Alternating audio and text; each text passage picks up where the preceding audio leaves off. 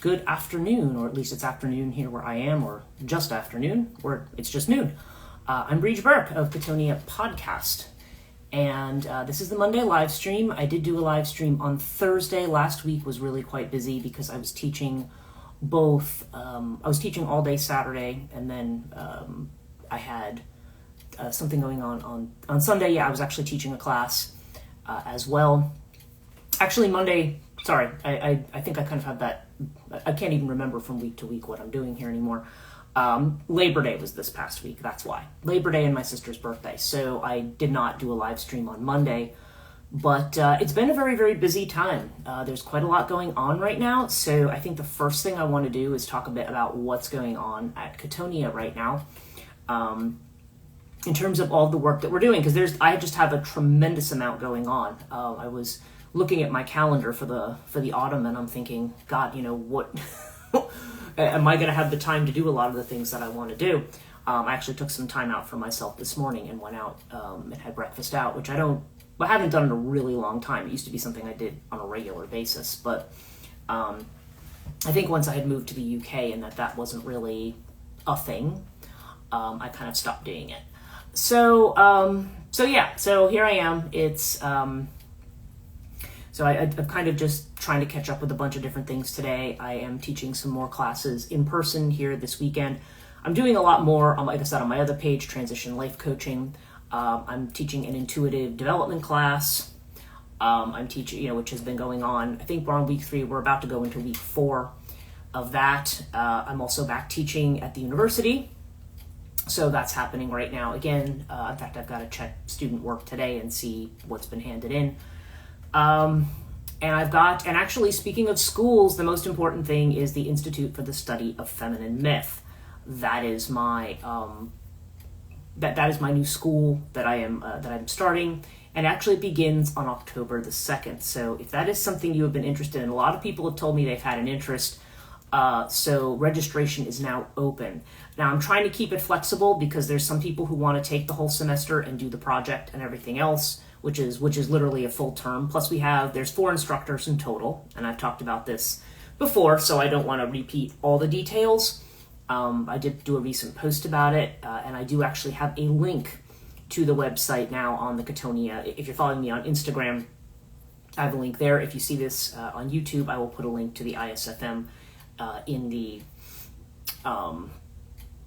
description box on YouTube, and I'm also going to start including it in Spreaker. There's still a GoFundMe, so if people do want to donate money to the school, that would be extraordinarily helpful, because right now I'm trying to fund a lot of things when I don't really have a whole lot of funds out of my own money. So I did want to put the website together, and I want to say thank you to those of you who actually have donated already. I really appreciate all your donations. And so we're going to be moving forward with that, and there's a lot of interesting topics that we're going to be covering. We're talking about Joanna Madlock is going to be talking about Baba Yaga folklore. Dr. Kate Kingsbury is going to be talking about the La Llorona and Santa Muerte and certain themes around that. Dr. Max Orsini is going to be focused on looking at women's poetry. And the theme of transformation in women's poetry, and reworking certain themes that are connected to women in terms of trying to turn them into something that is more life affirming, I suppose, rather than something that can be seen as an oppression or a detriment, or in that kind of a way. And of course, I will be talking about the myths of Hecate, Persephone.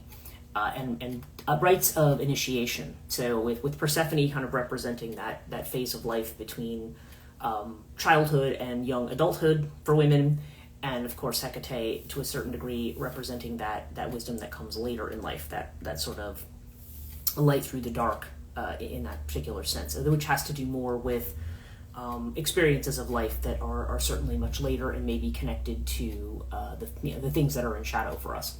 So I'm going to be talking about that, and so everything is up and live, so I definitely encourage you to check it out. Okay, I actually finally finished editing the Lilith episode. As I mentioned, Jesse Pollock has done getting rid of the tinniness in the audio, and we have an arrangement now. I'm going to send him a couple of files a week. He's going to clean up the audio because he has a program that we're going to actually split the cost on, because he uses it for his own podcasting and his own podcasts and films and stuff like that. So it's going to be, rather than me learn it, he's like, well, I'll just do it for you, and we'll split the cost of that. And so that's what he's going to do. And then I'm going to take the files and edit out anything like the vocal tics and things that people didn't like, and frankly that I didn't like either. So Lilith should actually be ready to go up. If I don't do it today, it'll be up this weekend. I know I say that a lot. I always think, or during the week, I should say, because I'm just, like I said, it's just been insanely busy, and I'm trying to just keep up with everything. And I want to say thank you to everybody on Patreon, because Patreon support's been really, really helpful as well. Anybody who's not on my Patreon and can want to consider joining is patreon.com/Chthonia.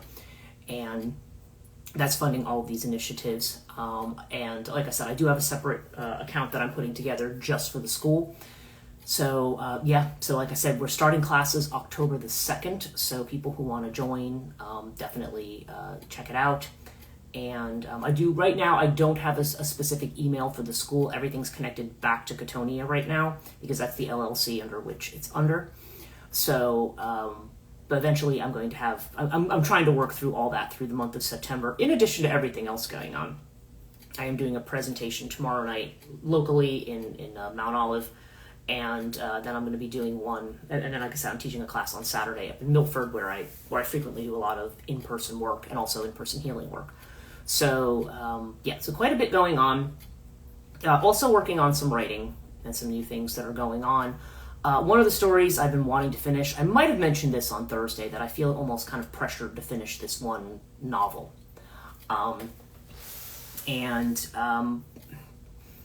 It's, which is one I have, is called Queen of Hell.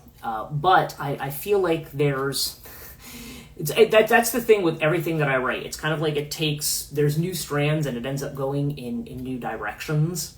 So it kind of goes in all these different directions. And, so we will see where that ends up. But that has been something that I have been focused on a little bit. It's been taking up a lot of my attention. Let's put it that way. Whether it's the most timely time for that to happen, is that a way to say it? Because I have so many things going on that I have to keep up with, because time just seems to get away from me. I think like, I just did that yesterday, and it turns out I did it 5 days ago. Time is just something that's not, that I'm not really connecting with right now. And hello, welcome. So I've got a lot on my plate right now. But yeah, like I said, there's the new school, and then there's also the like I said, the remastered podcasts, which are going to be coming out soon. Like Lilith should be coming out today or tomorrow, I'm hoping. And like I said, stuff I'm doing with the writing. Next week's podcast topic, I'm deciding between a couple of them. I'll probably announce that on Patreon first, and then we'll see what's going on beyond that. So what I was going to talk about today, now that I've given all of my updates, is last week's podcast was on the Dearg Due. Dearg Due, I think that's how you say it. Irish is one of those languages that when I'm in Ireland and kind of immersed in it and seeing it, even seeing it, I still have a hard time connecting the visual of it with my brain. But it is one of those things that it's something like I'll look at it and I'll know how it's said, but somehow my mind wants to translate the letters differently from what they are. So anyway, it's so that was the discussion of the Irish vampire called the Dearg Due, and certainly as we're moving into autumn season and moving into Samhain and towards that time period, there's going to be a lot more discussion at this time period. Well, at least, okay, unless you're in Australia, in which case you're moving into spring. But certainly where I am, this is moving towards Samhain season, and I feel like it's the topic that has come up around that I think one of the main things that I found of interest doing last week's podcast was this connection that we have between the kind of the ancestors and death, and the connections between ourselves and our families in particular. Okay, there's this sense of how we connect in with our ancestry. And there's often an assumption that we belong to these family lines, okay, and that as family, there's a certain connection there. Like there's a certain connection you're supposed to have to your parents. There's a certain connection that you may have to your siblings, and there's a lot of stories, certainly within mythology, about family lines that were considered to be of heroic families or royal families or things like that. We hear about that. Certainly when we're talking about ancient Greece, I talk a lot about the house of Atreus, which really started with Tantalus. And then we have what is the house of, the houses of Troy, and then also the house of Cadmus, which ends up having to do with the royal line of Thebes. There's all of these royal houses that we talk about that are connected to the epics that we have from ancient Greece. Epics that were probably spoken orally, I figure probably from at least the 1200s BCE, but certainly in terms of being written down, we're not talking until about the 800s or 700s that we see this material written down by Homer, whoever Homer was, or how many different people claim to be Homer. So we have this discussion of ancestry, and And when it comes to ancestry, there's a certain connection between our ancestors and death. Now, I also talk about this in my book. And when we're talking about death in connection with our ancestors, or even those who may not be our direct ancestors, but say, for example, soldiers in battle and how they may treat their comrades in battle, okay? Like, again, speaking of the Trojan War, certainly at the death of Achilles, the need to have a funeral and to have funeral games, the way that they wanted to preserve the bodies, and the way that they would take time off for proper funerary rites and things like that. There's an awful lot around reverence for the dead and making sure that the dead are buried properly.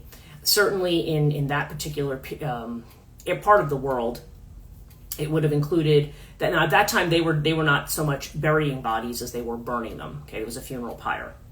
But there's also even when you have burials, you have the idea of putting a coin, between the teeth of the dead person to be ferried across to the underworld. You have the idea of the funeral games. There's different things. There's the laments that one has, the kind of keening and lamenting that is considered to be part of it, because that keening and lamenting, in a way, is something that guides the dead soul to the underworld. And all of this tends to be done, and oftentimes laws were made that suggested that these things had to be done by family or with family as a thing. It had to be when you'd have these sort of professional keeners who would come in from all over, these very kind of dramatic figures that I know certainly the laws of Solon sought to limit in Athens. The idea that no, the only women who can be there, grieving and tearing at their clothes can be like immediate women connected, and it had to be women too, connected with the family. But that keening rite is something, again, that's part of, it's almost like a vocalization or a sound that one makes that is supposed to guide the dead soul. And the one who is the goite or the goit, however that's said, I've heard it said both ways, and I'm never quite sure, because my Greek is terrible, which way is the proper one.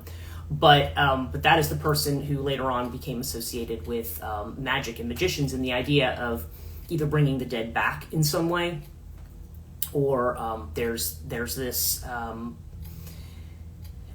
there's kind of this either returning of the dead or calling upon the dead to perform certain tasks. By the time we get to the era of curse tablets and things like that, where one might call upon the dead, kind of a necromantic ritual, you would call up the dead to do certain things.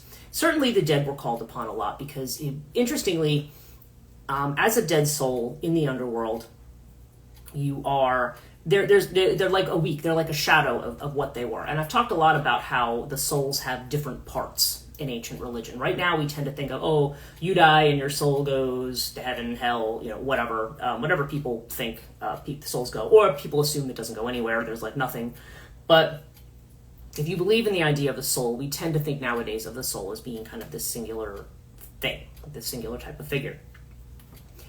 And again, certainly in ancient Greece, you had the idea of the psyche and the eidolon. They were two different pieces. The psyche was psyche was kind of like the more dynamic part of your soul. That was like your real consciousness, your real life force. Okay, was the psyche.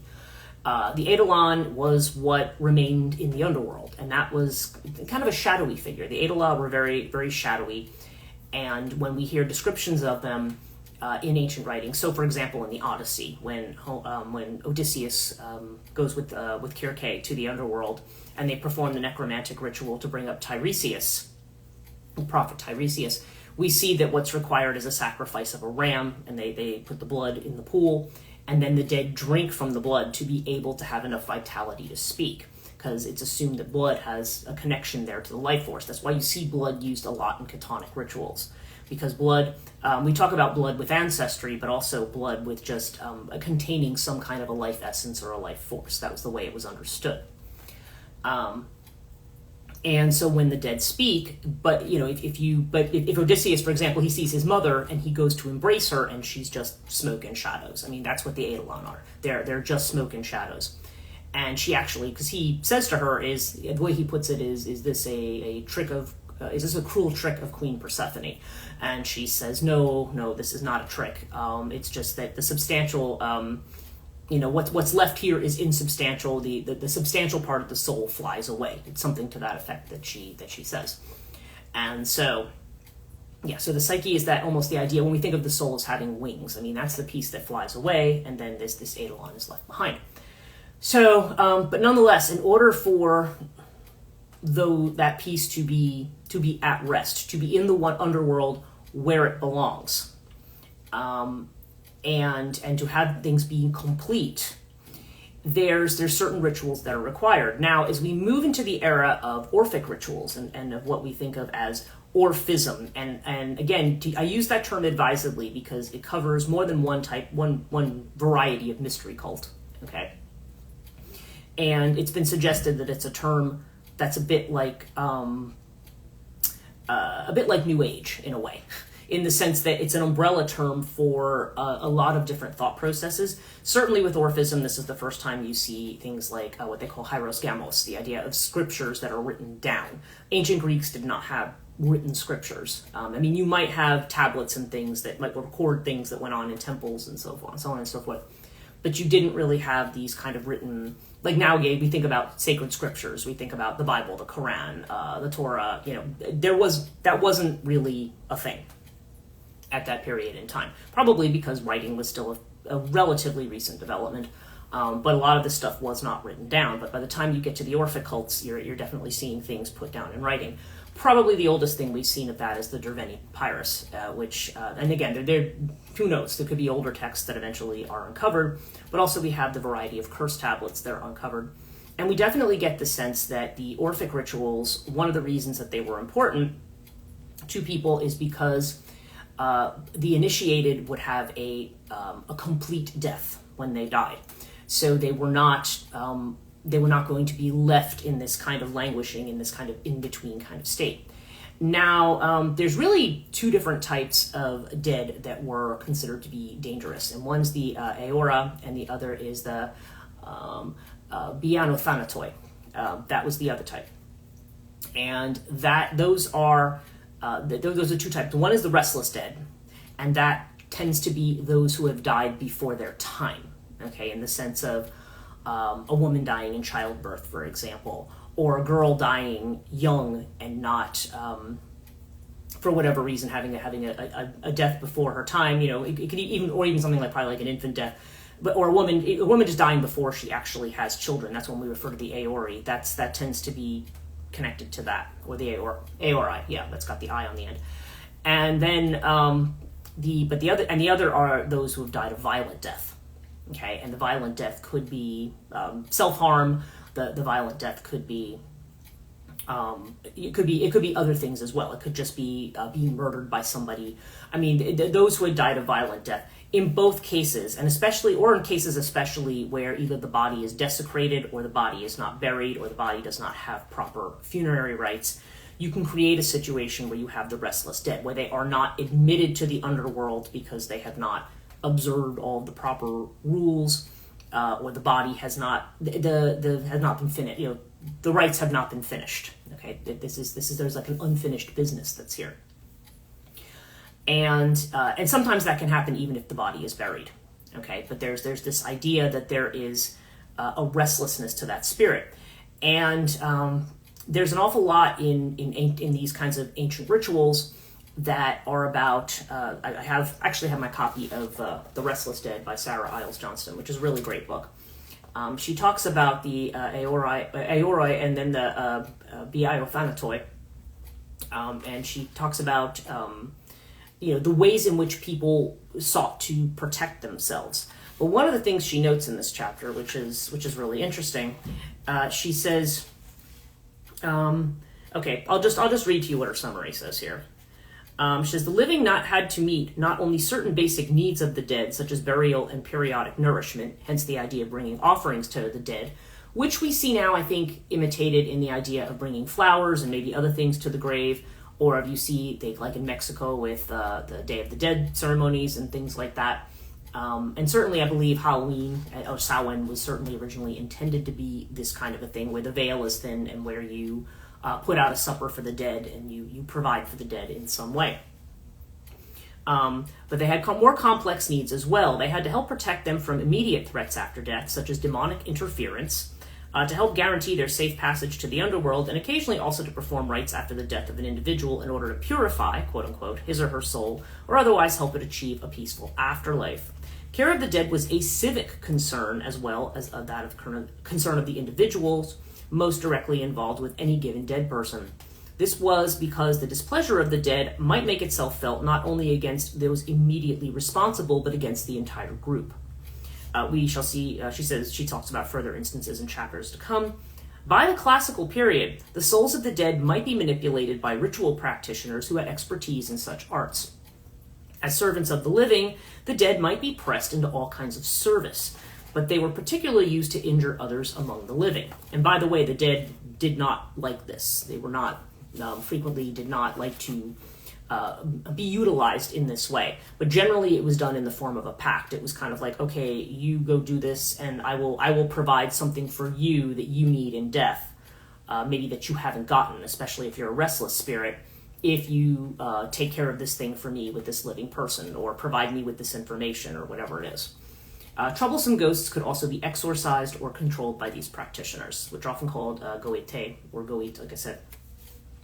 Finally, it is striking that all the information to which we can assign a date for these latter two topics is from no earlier than the late Archaic or early Classical periods. So pretty late. We're talking about 400s, roughly, BCE, so it's pretty late. Epimenides purified Athens at the turn of the 7th and 6th centuries. Okay, so that's slightly earlier. Spartans hired psychogogoi in the mid-5th century. The Selenuntine law, which has to do with death and burial, dates from the mid-5th, and Cyrenian from the mid-4th century. The Dodonian tablet mentioning a psychogogos named Dorius is from the early 4th century. Curse tablets begin to appear in the late 6th and early 5th centuries. This supports her conclusion reached in the first chapter of her book. Based on examination of narrative sources, the dead began to be perceived as a bigger source of problems, and new methods of dealing with them began to develop in the late Archaic and early Classical periods. Okay. So we talk about the idea of the dead and the relationship to the dead as if the dead are improperly treated, because it's assumed that whatever remains of the personality there, whatever is crossed over into the underworld, retains the personality of the person who died. We talk now, when we talk about the soul and the aspects of the soul, we talk a lot about, for example, nowadays we talk a lot about quantum consciousness and the idea that you may have a multiplicity of souls or a multiplicity of options of what you become. We may talk about reincarnation, for instance, which was not something that far afield from from the philosophers, certainly in ancient Greece, that this was not, certainly Plato espoused something like that in his discussion of life after death. So there's the idea that you could come back as somebody else, his vision of that he talks about, although that again is quite late in its conception, and also includes with it a conception of the idea that souls are judged after death, okay, that there's some kind of a judgment that's passed on them, which is not an original idea to the ancient archaic peoples. They did not, you were dead, you were dead. It didn't matter who you were. Now, even in ancient Egypt, and I've talked about this, where you do have these formulae that have to be recited, that are written on the pyramid walls, and the coffin texts and the pyramid text. You have this script, this kind of litany that says like, oh, when I was alive, I didn't do this, and I wasn't that, and I didn't do this kind of thing, and I didn't do this kind of a thing. You had this long litany of bad stuff you didn't do, right? And so you go through these litanies. But as it was explained, I think it was John Osman's book on ancient Egypt, he had said, it's not so much that the person had to be this exemplary ethical person. It was more, and especially if this was somebody who's in a leadership position where maybe they were expected to be bound by certain rules or a certain structure in particular because of their role. And the idea, because oftentimes you would see this in the tombs of pharaohs and things, that where it would say like, oh yes, I obeyed all the laws, I didn't engage in this kind of behavior or this kind or whatever. So, but the litany is more something to be, like, it's on the tomb walls, but it's more something to just be recited, and it was more about that they could recite it perfectly. Later on, you have these ideas that come in about like Anubis weighing the heart of the dead person, on a scale against a feather, to see whether or not their heart is heavy or light, and then talking about these ideas of judgment. If you even look at the what we see in terms of the texts in ancient Egypt, that is a later idea. It's certainly not an Old Kingdom idea.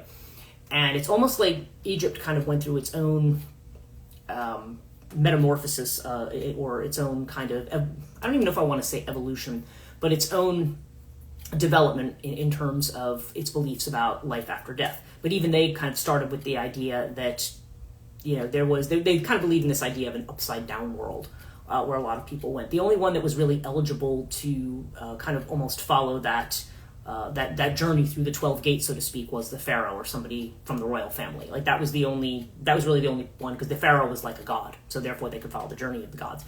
Similarly, we see in ancient archaic religions that when you die, it's not like you go to heaven to be with the gods. Literally, the only person mentioned in ancient Greek writings that goes to Mount Olympus to live with the gods is Heracles. Okay, and that's because after completing, first of all, he's a demigod to begin with. He's the son of Zeus, so he is a demigod. Secondly, by completing the 12 labors that he's completed, it's very clear that he's no ordinary mortal, and he does actually then, when he dies, he is granted immortality, and he's able to go live on Mount Olympus with the gods. However, even as Odysseus, as we see in the Odyssey, Odysseus sees the shade of Heracles, the eidolon of Heracles, still exists in the underworld. So even though he's immortal, the mortal part of him still goes to the underworld. But he's literally the only exception. It wasn't like you saw people saying, oh, I'm going to die and I'm going to go live with Zeus and Hera. Like, no, that doesn't happen. That's not a concept. You are immortal and you are different from the immortals, and the two do not generally mix not in that fashion. Like you don't die and suddenly become part of them. That's why when I tell people there's no immortality after death, people say, oh, but things of course there was, because I was like, no, that's not quite the same thing. That is the memory of who you were. That is the memory of who you were. So that memory exists, that imprint. Like nowadays when we talk about ghosts and ghost hunting and things like that, there's almost like we talk about these memories or impressions that are on the environment, right? People will go and say, oh, every year on the anniversary of this death, this scene appears. If it was a particularly violent death or a particularly strong scene, you might see something played out again. But whatever that actually is, assuming that those things are real, and I really don't have any reason to assume they're not. I mean, there could be some cases where they're made up and maybe others where they're not. But let's just assume that they're real. Again, you're not seeing you're not seeing the consciousness of a living person. You're seeing an impression of something that was. And really, the idea is this is kind of the memory of the identity or the personality that you had. That kind of is in this place of ancestors. And so the ancestors are venerated not only to nourish and feed the dead, but also that memory is part of what gives them a type of immortality. That's why people were so focused on kleos, or deeds of glory, because that was something that would guarantee that the bards would sing about you and that your story would live on. So in some fashion, because you are being spoken about, you will live on. And that's not such a weird idea if you think about how esoteric practitioners might create an egregore, or even just people completely unintentionally could create what they call an egregore, which comes from the Greek word for watcher. But it's the idea that you will see in certain forms of Tibetan Buddhism. I think it's called a tulpi, and also, or we talk about it in. I've seen it like on ghost hunting shows where they have talked about cases where everybody will go to a place and say, "Oh, this place is haunted by the ghost of whomever," and then it turns out whoever this John Smith, whoever, that person never really existed, or maybe never had anything to do with that house. But because people have said the story enough times, people might go in, and they might go in with their, like, doing their little EVPs and their recorders, and they'll get John Smith talking to them or whatever. And really, what some people have said, there was an interesting episode of Kindred Spirits with Amy Bruni and Adam Berry, which sadly is no longer on anymore. I really did like that show. I like the two of them a lot as ghost hunters. There's a lot of ghost hunting shows I find extremely annoying, but I like theirs a lot. But they're not. But they hadn't been renewed on that one. But there was one. I think it was in season. I can't remember which season it was. Was it season 2? In any case, it was the second show of one of the seasons, and I want to say maybe one of the later ones. But it was called Zombie Boy, and I've often pointed people to this one because this is exactly what happened. They went to a museum in Massachusetts. The woman who was the kind of curator, or the person who at least organized the tours or whatever it was she did, was also a ghost hunter who knew them. And she had claimed that there was some activity going on, and she said, "Oh, this wasn't here before 2018, and then this happened." And so there was a lot of. I think this was actually done during COVID, because I seem to remember that this is when they recorded it. But in any case, they were in the house, and that people claimed that when they went by this certain mirror, that they would see the reflection of this boy with like a half rotted face or something. Thus, he was called Zombie Boy. And so there was all this stuff, and then she actually had set up like a psychomantium in one of the rooms, and I'm like, why in the world would you do that? But in any case, psychomantium being a place, like almost a place for scrying, where you put these mirrors up, and it's kind of like it's dark, and so you can actually focus and kind of get the images. It's really that kind of something that's supposed to kind of inspire that type of activity. And I even know parapsychological researchers today that are using them, and I don't know. I have questions about how they're used, or whether or not they should be used in these kinds of things. But anyway, so supposedly there were certain results, and then people were showing, "Oh, these are the photographs I got." And so Amy and Adam looked at it and went, photographs. Like, the photographs were not convincing. Okay, but when they looked at, but then what they came to realize from the kind of work that they were doing, they started to think, and I think it was Amy who had kind of said, maybe this isn't actually a ghost. Maybe this is, and that's what she referred to it as, an egregore.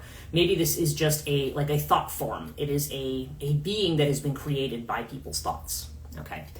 And they did some experiments, and even Chip Coffey, the psychic medium, who he was in Georgia, and he was picking up on this egregore that they created.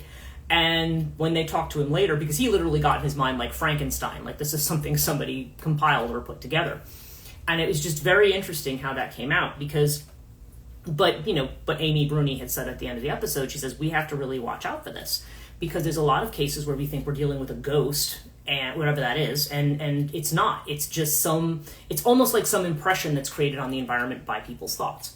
So anyway, so this goes back to ideas of immortality in a system where there is no immortality of the soul, okay? Where when you die, like, there's that memory of you that goes somewhere. There might be a substantial part of you, but it's not really clear from the ancients what happens to that. Like, they're not, it doesn't, whether it gets reincarnated, that's not really talked about. They said that part of the soul flies away. Doesn't say that it goes to live with the gods. It's just not there. But the part that remains is the one that remains in the underworld, and that's the one that's focused on.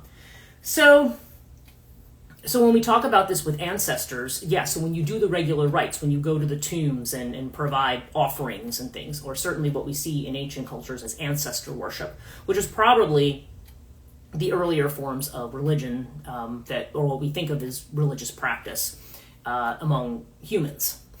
When you start to see burials and things, usually these are rich tombs where you will see a lot of things in the tombs that are for the ancestors. And of course, if they're from a royal or illustrious family, they're going to have a whole bunch of stuff in there. Sometimes they even bury like animals and things alive with these particular royal people. Certainly in ancient Egypt, they also had the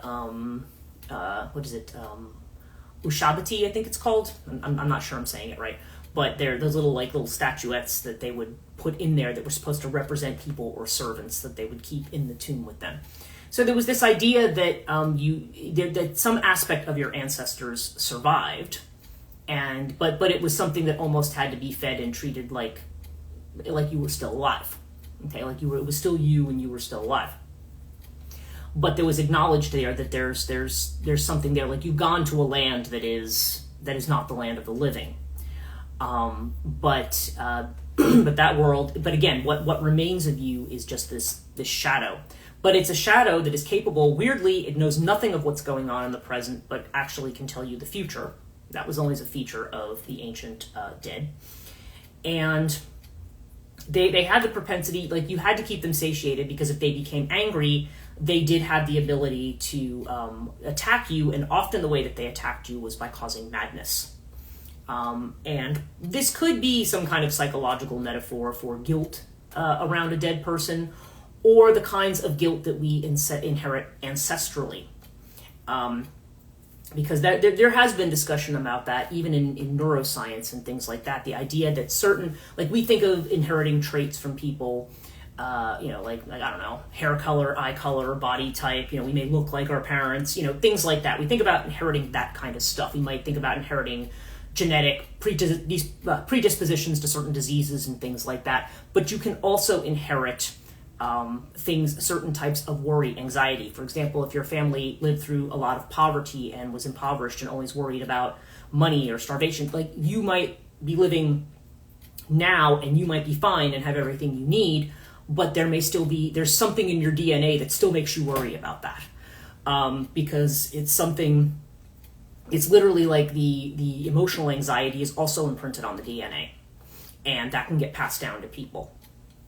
So all of this to say that with ancestors and ancestral trauma, one of the ways that we might look at the quote-unquote madness of the dead might be that particularly if a dead person, if somebody died in a very traumatic way or with unfinished business, as we like to call it, there's something about that can affect the subsequent generations. That's sort of the idea there. But okay, so what does it say? Okay, but when we look at the Dearg Due, now there's a special kind of a situation there.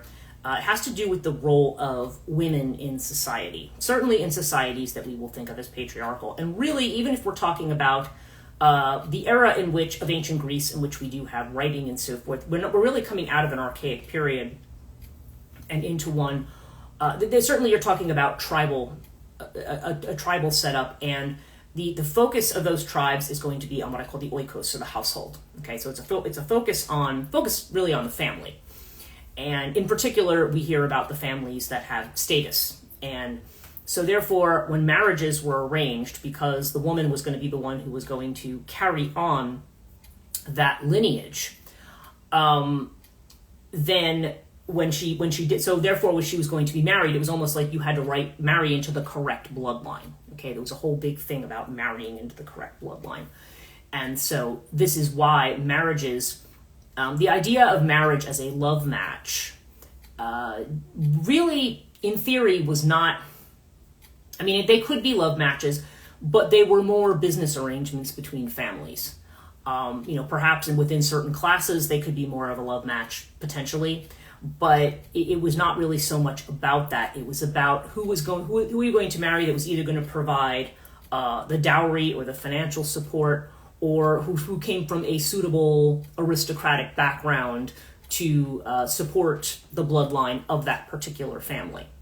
Okay, that was more what the consideration was, which is why you would have like very young girls, for instance, being married to very old men, because it was just the idea of, well, they need a wife and she's from a suitable family. But frequently, because when we're talking about things like reproduction and sex, and as I've talked about, sex is not something that is strictly for reproduction, but certainly in a system like this, that is the role of the woman. And that's still an idea that clearly people have not let go of today, that if you're a female and you have a uterus, that's what you're there for, it's for breeding, And again, that's not to knock anybody who chooses to have a family. To me, a family is an important choice, and it's one that you want to make intelligently. Like you want to go into it. First of all, you want to go into it wanting it. You want to be saying, yes, I really want to have a child and I want to have a family. And absolutely, and anybody who wants to have a family should be able to have one, But there's also lots of women who don't want to have a family, and that it's weird how here we are a couple thousand years later in a very different era with very different expectations, and people still have this idea that a woman somehow cannot choose to be on her own, that's somehow not okay, and that somehow there's something inherently threatening or wrong about that, and. So these are, but again, these are archaic scripts that people are not really letting go of. And the way that these scripts, so a story like the Dearg Due is interesting to me because you have a young woman who's very attractive, and she has a lot of suitors, a lot of men who want to marry her, okay? And her father, though, is interested in a way, it's almost like the daughters are kind of sold off in a way, like who's going to pay the most money for her. That it is almost like a kind of slavery in that way, because it's almost like, what's the bride price? And this is where things like virginity comes in. It's almost like, the new model versus the used one, right? I think this is why virginity is becoming such an offensive concept today, because it's this idea that somehow, and I still see, I've actually seen men who will still refer to it going, well, if I thought what I bought was a used or was a new car and it turns out it has 100,000 miles, I should be mad about it. It's like, no, that's a person, not a car. It's not, a woman is not a thing. But that's the way it is. She's part of a business transaction, which is why also you saw in these things the idea that when one tribe looted another one after a war, the women were considered to be like along with cattle. It was just, they were prizes that you took to use as you wanted. And like a lot of times these women were made into concubines and things, and kind of forced into these situations that they did not want to be in. But that was the idea, that's what you were there for as a woman. And so, but the woman herself, now Ireland's it's an interesting situation, because if we think about ancient Ireland, okay, now the story of the Dearg Due, as I had mentioned, it's not entirely clear what era this story comes from. And because it talks about a situation that took place, quote unquote, 1,000 years ago. But it doesn't necessarily, there's certain aspects of it that don't really fit in with what maybe we thought of as Brehon law, or even about ideas about women and sovereignty in ancient Ireland. Because certainly if you're talking about a family that is aristocratic in some fashion, or is connected to kingship, or the conferring of kingship, or the conferring of conferring sovereignty on somebody by saying, yes, I have deemed you king. The women are the ones who did that. And you do see this also in other ancient cultures as well. This is not a practice that's limited to Ireland. There's the idea that the woman is the one who presents the cup of sovereignty. She's the one who says, by doing so, and oftentimes it is the person who is the queen, like we see with Queen Maeve. Queen Maeve had multiple husbands, and it's because she was, she was the queen, and she was choosing who the king was going to be. And when one of her husbands died, then she'd choose another one. But she was the one, you could have one queen with several husbands, because she got to choose who was going to be the one. Because there's the idea of the goddess as the one who, whether you're talking about an earth goddess, whether you're talking about, certainly when we talk about Macha in ancient Ireland, that is a word that means plain. It has to do with the plain where like the cows graze and so forth. That's what the word means. And the idea is that you are, that the woman is connected to, she is the land. And so for you to take ownership of the land and for you to be given permission to be on the land, that has to come from the feminine. Like the mythology there and the belief suggests that this has to come from the feminine. So the woman is often the one who grants the sovereignty. So keeping that in mind, when you have a story like that of the Dearg Due, so you have this woman, and again, her name is not given. She's just this beautiful woman, right? And very apparently, according to at least some versions of the story, very kindly woman too. But she falls in love with someone who is a peasant. Like he's not somebody in her social standing and social station. And she wants to marry him, but she's not allowed to. Her father instead marries her to a much older man who is very abusive to her, who basically treats her like an object. And she's sort of kept inside, like imprisoned in this room, and he, attacks her and he hurts her, and she's only given small morsels of food, and she wants to be rescued by her lover, but he can't. They're saying he doesn't because he can't. Like there's no way for him to do that. And of course, the village and the town thought it was a great marriage and a great match, but she of course didn't want it. So the way she takes her sovereignty back, because she's being forced into a marriage that she does not want. Reproduction and sex, as we know, is not a mechanical business. There has to be an attraction there. Like in order for, I don't know, maybe there doesn't have to be, but it's very, very difficult if both parties are not interested in consummating the relationship, shall we say. That can be extraordinarily problematic. If that happens, because then if the point is that you want the production of an heir, or at least of a child, whether that child is the heir or heiress or whatever, you can't have that unless if neither party's able to, if the party's not able to perform, then that's not going to happen, right? So there's this. There's this thing about family lineage and so forth, and the woman not really having a choice, because the idea is that she has to carry the child.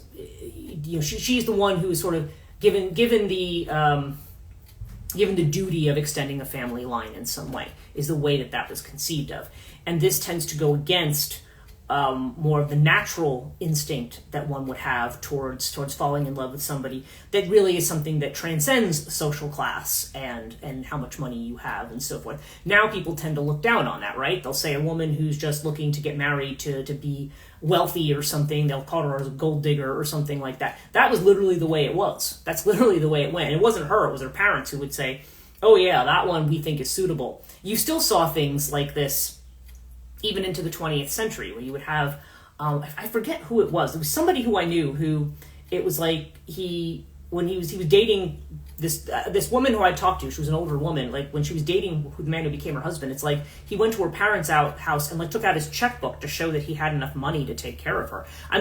That would have been considered kind of I don't know. That would have considered like an appropriate thing at the time in a way. Nowadays, that would just seem really weird.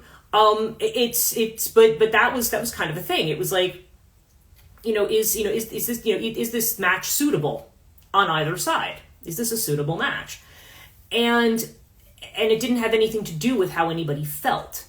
And that's that becomes a problem when you are talking about female sovereignty, because it's the idea that no, your personal needs are have to be dismissed or have to be put aside in terms of focusing on the needs of that family or that lineage or that community, which was why we tend to also look at the feminine as sort of community-oriented. The woman is supposed to be the one who is there not only to serve this motherly role, which sometimes aristocratic women didn't. They gave birth to the baby and they had like a wet nurse and they had a nanny and they had these different ones. They weren't necessarily, and today that's still a thing too. You're not necessarily the ones taking care of the children. But the idea was that this had to be carried on by somebody who was suitable or appropriate, from a suitable social standing. So it had nothing to do with who you fell in love with. Courtly love and that sort of thing came in more during the medieval period. That was more of an idea. It was a much later idea that one would have that. Although yes, presumably we do talk about there's certainly a lot of mythologies about falling in love. Okay, so it's not always a case that, that obviously it's not a case that there wasn't any love, but the matches were not necessarily made on that basis. Now, when you have a mythology that talks about arranged marriage and marriage as a business transaction and the woman as being part of a business transaction, in a culture that focuses on sovereignty, okay, that says that sovereignty is what's important, okay? So when you are focused on sovereignty in that way, it's then the two those there's really it's kind of the Dearg Due myth is like almost a clash of those two ideas, because it's not just simply that the woman, because okay, the way it's often told is, yes, well, of course she is expected to give up her own good for the community, but really this is the way this story is portrayed. It's portrayed as a kind of injustice, like the idea that you misuse the sovereignty of a woman, which, as I mentioned, in some types of legends is represented by a lot of horse mythology, actually. Again, Macha of Ulster, who marries Chthonia. She comes in and she becomes his wife and takes care of his kids and has more kids with him. Like she takes on that role. But then when he doesn't, when he violates the rules that she's laid out for sovereignty, then she gets mistreated. She has to run while she's in labor as a horse, or has to run a horse race. Or actually, no, it's not clear whether she's running on a chariot or whether it's her, but I think it's really just her running on foot against these race horses that belong to Conor MacNessa. And she's running while she's in labor trying to give birth. There isn't this so she's very much mistreated in this way, and this ends up leaving a curse on the Ulstermen, okay? Because they have mistreated the sovereign feminine. You've mistreated her, and that brings a curse to the community. Similarly here with the Dearg Due, you have the idea that this female vampire, she becomes a vampire because she has her own sovereignty. She has the man that she loves. She's not allowed to marry the man that she loves. She's in a system that's telling her, no, you're going to be bought and sold within this system, and this is what you have to accept. And she is married to somebody who, again, like in these myths, where the sovereign female is mistreated. Okay, she's mistreated and treated like she is a thing to be abused or a thing to be kicked around. And so she takes back her sovereignty, and I talk about this in the podcast, the same way that I found myself thinking of St. Catherine of Sienna's sister, and she does it through starvation. Now, in the podcast I did on Catherine of Siena, her sister, she was one of 30 kids. I mean, her mother had, I forget, it was like a crazy amount of children, maybe not quite 30, but it just felt like it was an awful lot of kids that were in this family. Maybe it was more like 20 kids or something, I don't know. In any case, her older sister was married to a man who frequently was abusive to her. And the way that she got him to stop being abusive was to starve herself, which was something Catherine of Siena kind of took note of. And when they were planning to marry her off, she kind of did the same thing. It's like starvation was an interesting way to get sovereignty back. And so, but in this case, the woman just secretly refused, she just didn't eat the food or drink that was given to her. She starved to death. And because of the type of death she had, it was interesting because they said when she was buried, they had to bury her and pile stones on top of the grave. Presumably, now, like I said, as I said in the podcast, I don't know if there's another folkloric meaning to doing this, but presumably just to keep the body in place, because the assumption was because of the violent nature of this death, or the fact that this was a self-inflicted death, would potentially create a monstrous being, create a vampire of some kind. But they didn't end up doing it, maybe because there was a certain sympathy for her. And you have to wonder, too, if there is an undercurrent, if there's something in the Irish cultural narrative about feminine sovereignty, regardless of what religion's being practiced, regardless of anything else, if that's still kind of an idea in the ancestry of that people, then to me, there's almost an unconscious thing. You're going to bury this woman who could become a vampire, but you're not going to actually stop her because she is somebody whose sovereignty was violated. Okay? She becomes a vampire not because of... It's weird because it's not even construed like that she's engaged in wicked behavior. This is more like we see... we will see a lot of this in Japan and in places like that, like the idea of like a vengeful ghost. A woman who is mistreated and dies as a result of that mistreatment and comes back as this angry, vengeful kind of ghost. And this is what we have here. So she comes back, and the first two people the Dearg Due attacks is... she attacks her father first. She goes to her father's house. When he sees her, he's surprised, and he lets her in. And as soon as he lets her in, she basically... In his case, she just sucks the air out of him. Sucks the life out of him. The life force. And it's unclear. I got the impression from at least one version of the story that the people in the family were also similarly affected, but other versions say it was just the father. And then she sees her husband, drunk, wandering home from the tavern, and she not only takes a hold of him and sucks the air out of him, but she also sucks the blood out of him, too.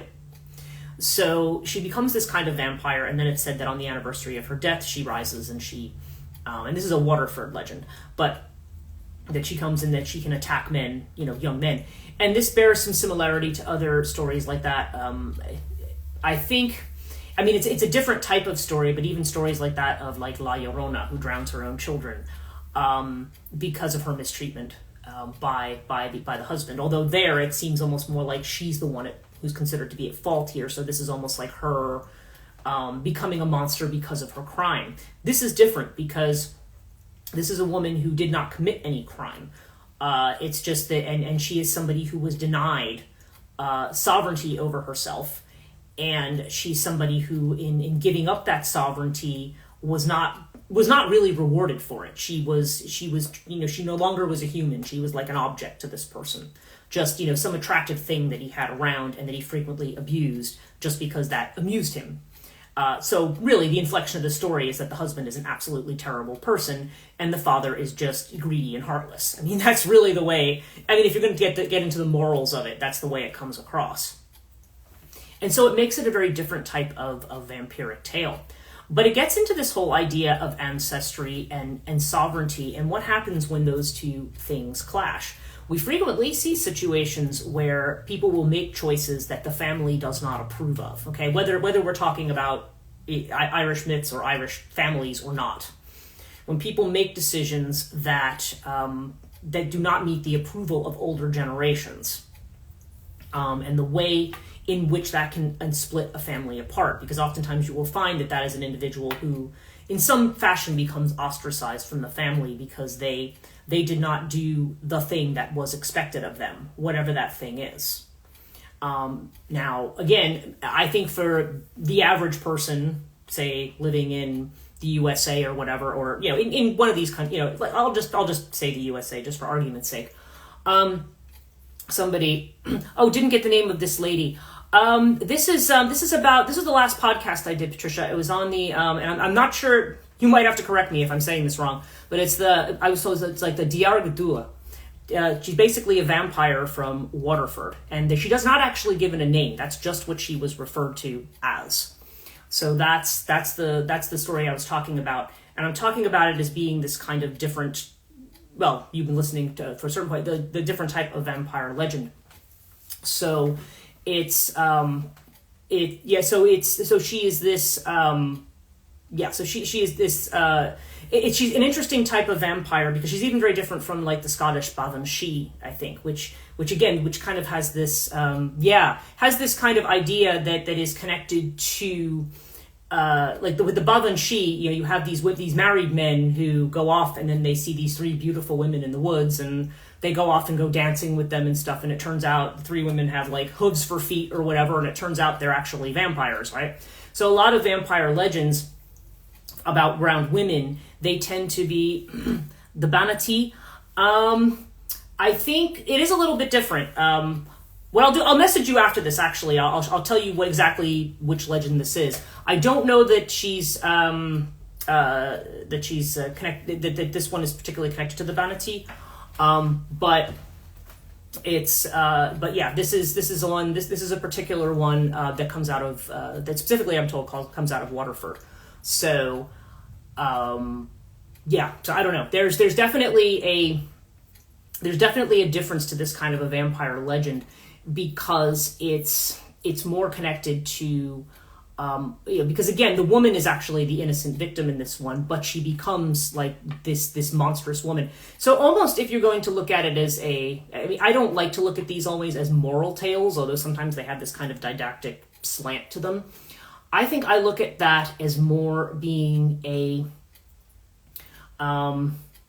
it's more like a sense of the way in which if there's a moral tale here, it's about, to me, I feel like it's more about this mistreatment of the feminine and about the ways in which families can break apart or break down when you have these male figures who want to cut off or want to control the feminine element within that family. Typically, as I've said in mythologies, we see myths of necessity. Oh, yeah. Well, yeah, right. Supposedly, right? There's this idea that's something that they'd want to do. But if we think about the traditions that we see, like I was talking about Queen Maeve and some of these others, where the woman is the one who is the grantor of sovereignty. Okay, the woman, the feminine traditionally is the one who grants sovereignty, and then when you impose a system on it where the woman does not have the sovereignty, somebody else has it and imposes their will on her. Where this almost seems to be a legend that harkens back to the idea that it brings nothing but ill luck, and it brings curses and can bring this monstrous aspect of the feminine out by not honoring that sovereignty. Okay, to a certain degree, I talk about it a little bit with regard to the Loathly Lady myths too, although those are a little bit different in their inflection. But there's the idea that when you see this hag woman, or this woman who is just horrible to look at, who's clearly like this kind of magical woman, like in the King Arthur legend, where she insists on marrying the most handsome knight because to give Arthur the answer to the question, what is it that women want? And but the knight agrees to marry her, even though she's this like slobbering old hag, who's really unsightly. He still takes her to bed to do his conjugal duty, and she turns into a beautiful woman. And then she says to him, "Okay, well, you have a choice. You can, I can be beautiful here with you in bed and ugly in public, or I can be beautiful in public and ugly with you in bed." And he said to her, it's your decision. This is your life. It's your decision. And she says, Martin Shaw said it much better than I would have, but it's kind of like, sovereignty granted, sovereignty taken, in other words, and that is exactly what it is that women want. They want their own sovereignty. And in him granting her own sovereignty, she turns into a beautiful woman all the time. Okay? So, in other words, it's the curse on her. The woman who is not granted her own sovereignty becomes monstrous. Okay? And that's the thing. It's the idea of, the more that you try to break down, tamp down, repress, force someone into submission, the more of a what that person is going to turn into is not going to be something, it's not going to bring about something that's good not only for the woman, but for the family. So, so it's an interesting way of looking at it, especially in light of a tradition that, and it's not just in Europe or in places like that. I mean, it's also, we see arranged marriages in other places as well. And typically, if you are talking about a family that is caring about their children, then it would be something where the wishes of the female are certainly considered if this is part of a role that she's expected to take on. But like I said, now we live in a time where people are not so willing to take on that role, and we're still seeing. I feel like this is something that's kind of in its last gasps in the 21st century, but there tends to be this. I mean, and we're seeing it here in the U.S. certainly, this pushback against what was it that Vance said recently about childless cat ladies running this country, and I'm like, and what's bad about that? But yeah, so this idea that somehow, that the woman not assuming her proper role, like this is a threat somehow. And so, so I just thought it was just very interesting to talk about this story of a woman who is not granted her sovereignty, is kind of sold to the highest bidder, and is then abused, and how she turns into this monstrous kind of a figure that is now feared. And apparently the only way to keep her in her grave is to pile stones on top of her grave. So, and supposedly this grave is somewhere in like Christchurch, I think. Like they were showing it on a map in this folkloric site that I was looking at. So, there's the quay along the river, and then there's kind of the town square, and nearby is this Christchurch, which looks actually kind of more like a modern cathedral or something, but it looks like there's a place there. There's the tree called the Strongbow tree, and supposedly she is buried underneath this tree, this woman who's become this vampire. So, it's an interesting little legend there, and I'm kind of, in a sense, re-explaining some of the stuff, but I just think it's interesting in terms of our concepts of the restless dead. Certainly in ancient Greece, when you have people who have died violent deaths, or died before unperfected, as they called it, what is it called? Telestoi or something like that. I think that's the Greek word for it. I could have that slightly wrong. But it's just the idea that, and really what that came to mean was people who had not taken initiation in a mystery cult. So therefore, when they died sort of incomplete in a way. Or people who did not have proper burial rites. So then they become, certainly the females in those cultures became the assistants of the Furies. Okay? And again, when we talk about a lot of times the punishment, in the case of this vampire tale, obviously this is the loss of life that ensues. But like I said, the other type of revenge would often be causing madness in a person. And the Furies, if we see the role that they play in Greek mythology in tormenting with guilt, there's kind of a madness that they inflict as a kind of revenge, but that they often assist them. These women who died without having children and things like that. It's an interesting way in which we think about the feminine and the feminine's role in not only maintaining social structures and boundaries, but in the way that ancestral bonds are kind of understood, and the way that they can be corrupted. There's so much about that. But anyway, I have entire classes that I do on that, so that's just kind of an interesting topic. So anyway, that was what I was going to talk about for today. Again, thank you guys for joining me. I am just going to mention again, since I didn't have as many people at the beginning of the live stream, I do have my new school, the ISFM, the Institute for the Study of Feminine Myth, goes live on October 2nd. And that website I had posted to my Instagram page, so if you want to check that out.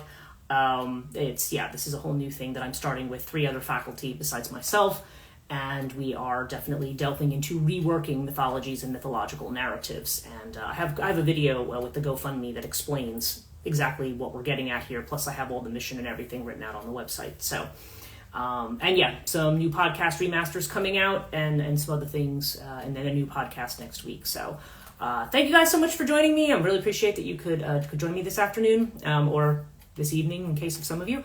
And I will definitely catch you next week. Take care.